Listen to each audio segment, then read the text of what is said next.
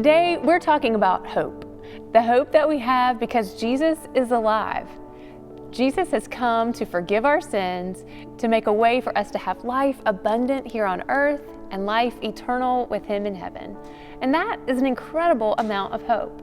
But even with hope at the forefront of our minds, we all are experiencing a myriad of feelings in these strange days.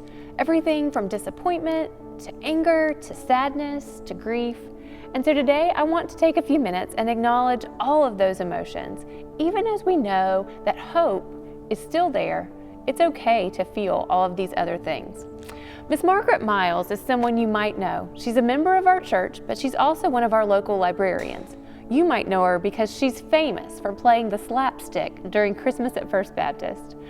But Mrs. Margaret sent me a message right before the library shut down and recommended to me this book. And so today I'm excited to share it with you because it helps us think about all the ways we might be feeling. It's called The Rabbit Listened by Corey Dorfield.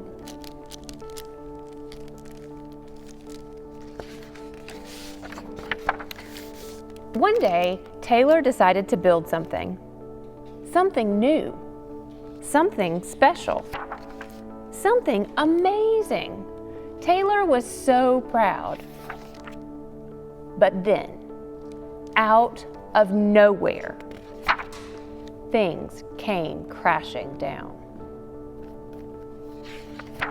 The chicken was the first to notice. Cluck, cluck, what a shame. I'm so sorry this happened. Let's talk about it, cluck, cluck. But Taylor didn't feel like talking, so the chicken left. Next came the bear. Garr, rawr, how horrible. I bet you feel so angry. Let's shout about it. Garr, rawr. But Taylor didn't feel like shouting, so the bear left. The elephant knew just what to do. Chum-da-da, I can fix this. I just need to remember exactly the way things were. But Taylor didn't feel like remembering, so the elephant also left. One by one they came. The hyena, hee, let's laugh about it. The ostrich, gulp, let's hide and pretend nothing happened. The kangaroo, tisk, tisk, what a mess, let's throw it all away. And the snake, shh, let's go knock someone else's down. But Taylor didn't feel like doing anything with anybody. So eventually, they all left until Taylor was alone. In the quiet, Taylor didn't even notice the rabbit, but it moved closer and closer until Taylor could feel its warm body. Together, they sat in silence until Taylor said, "Please stay with me." The rabbit listened. The rabbit listened as Taylor talked. The rabbit listened as Taylor shouted.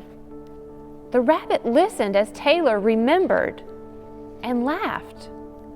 The rabbit listened to Taylor's plans to hide, to throw everything away, to ruin things for someone else. Through it all, the rabbit never left. And when the time was right, the rabbit listened to Taylor's plans to build again. "I can't wait," Taylor said. "It's going to be amazing." Some of our plans, our ideas, our actions, they've been destroyed because of the coronavirus. You know, we all probably had things we were looking forward to, things we were hoping were going to happen, expectations that have now been turned upside down. And we may be feeling many different ways about all of those things. It's okay to feel those different ways, whether you are feeling hope or whether you're feeling grief and sadness and anger.